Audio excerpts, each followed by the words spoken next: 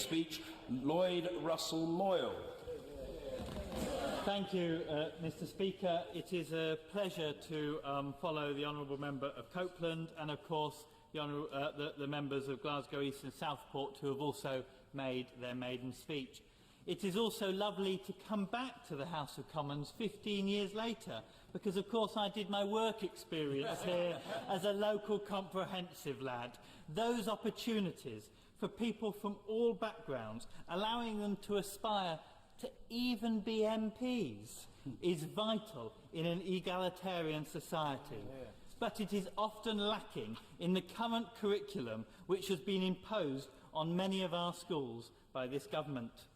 Every school in my constituency is facing cuts, with many secondaries facing £500,000 stolen from their budgets by an Orwellian description of a fairer funding formula.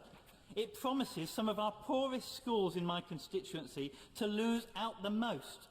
Not fair at all. Brighton Kemptown has the third lowest enrolment of young people into university, despite having 2 universities in the constituency and a music school. This contrast of poverty will only get worse unless drastic changes are made.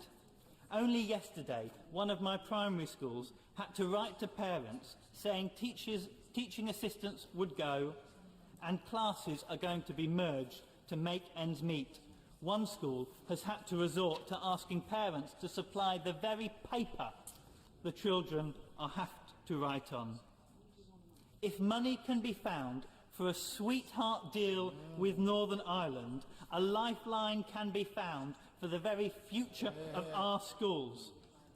I know my predecessor cared about sports and education. He sat as an honorary vice president of one of the local football clubs, Whitehawk FC, in my council ward, in fact, a community club which has as much passion, albeit not yet as much success, as one of the other clubs in my constituency, the Seagulls, that have been promoted to the top flight of football this coming season.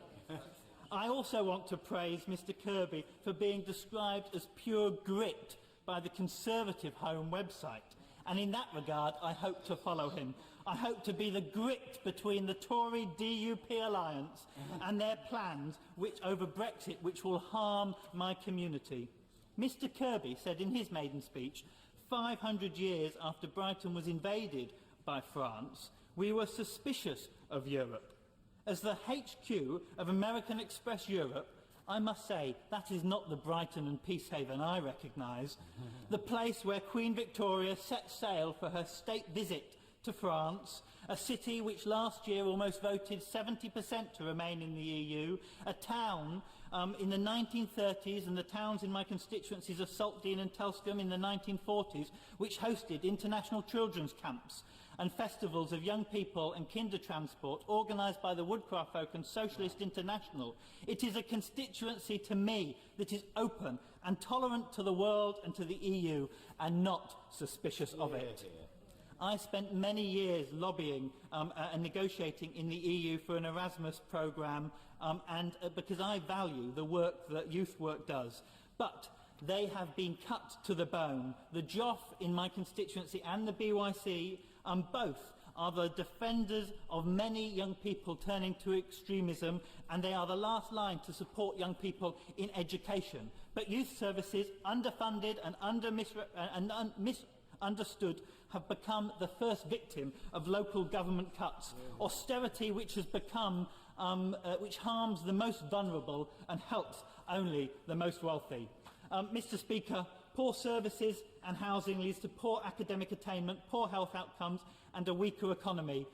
It limits people's possibilities. Mr Speaker, I hope that like many MPs for Kemptown and Peacehaven, I will represent my constituents without fear and without favour. I hope that I will be able to do that across the aisle, so we build a strong Britain, a strong Brighton, through investment, not austerity. And I want to start that today, not tomorrow, because my constituents can't wait anymore. Thank you.